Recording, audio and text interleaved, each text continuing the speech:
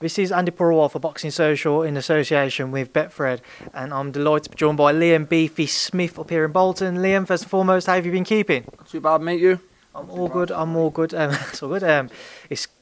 Listen, it's the day after a huge announcement for you guys as brothers. I know Callum's literally just walked in and sat behind us.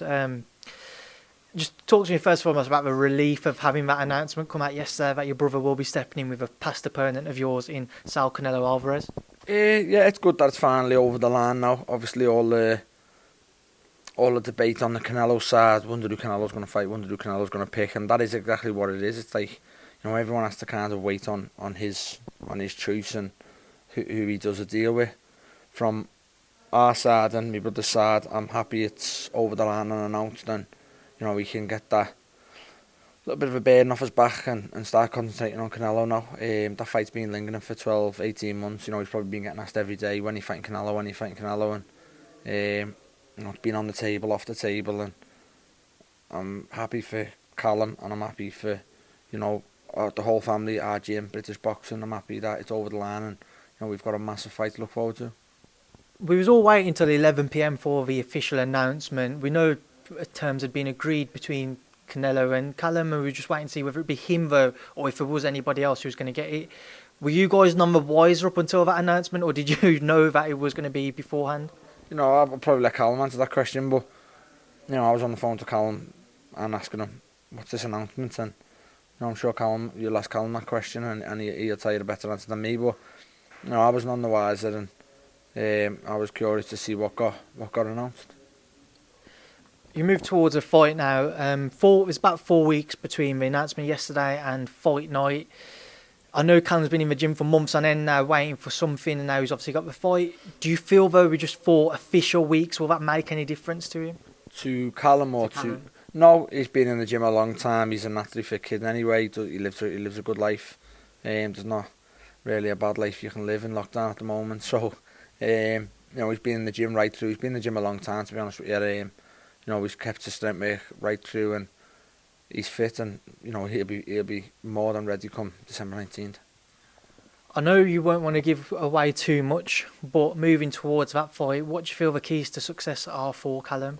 I just think size, strength, punch power. I think he can, we match him. He's a very good fighter. You can match him for talent, skill, and he can gamble. Not many people can gamble with Canelo, and take risks, throw as he's throwing.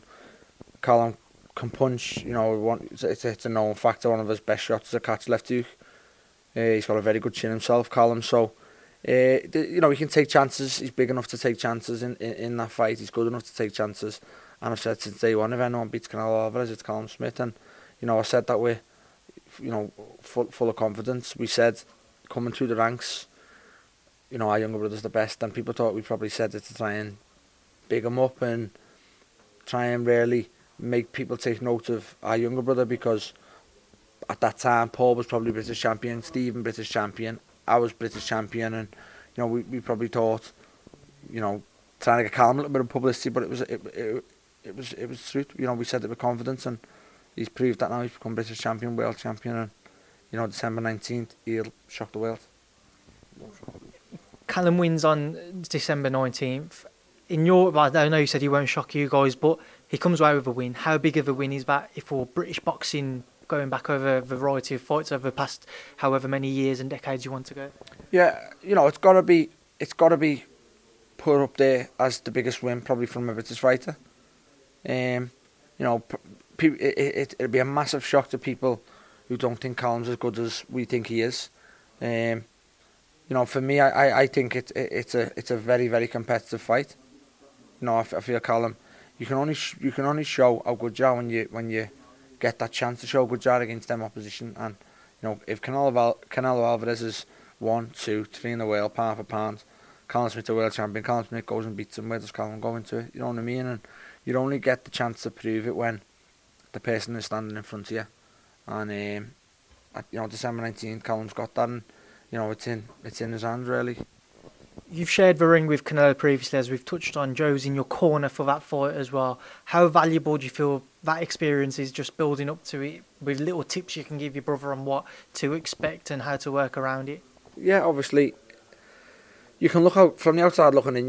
You can do as much as you want. You can say as much as you want. You can say Canelo's good at this, good at that. But you can't really get any better than being in the ring with him. And I say that not being big-headed. Obviously, people say, "Well, you lost," but being in the ring with him, I think I've got a big, good hindsight of what he does well, and the little things he does in the ring, his cuteness, and some of his mistakes he does. So I do think I've got a good bit of knowledge to pass on to Callum in this sense, and obviously Joe's tried to work a game plan out before with myself, and he'll try and add to that now. He's got a second bite at it with Callum, so I'm sure we'll come up with a good enough game plan, and we are confident going in, believe me. There's a lot of kind of travel restrictions at the minute. Will you be able to get over there? Yeah, I presume I will. I'll be going as part of Callum's team. I'm his brother. If I have to go in there and go in the bubble, so be it. But I'll do everything in my power I can to be there. Liam, just to come on to yourself. Things are a little quiet on your end. Have you got anything kind of bubbling in the background? No, I'm just again. I don't know, mate. It's been very quiet at the moment.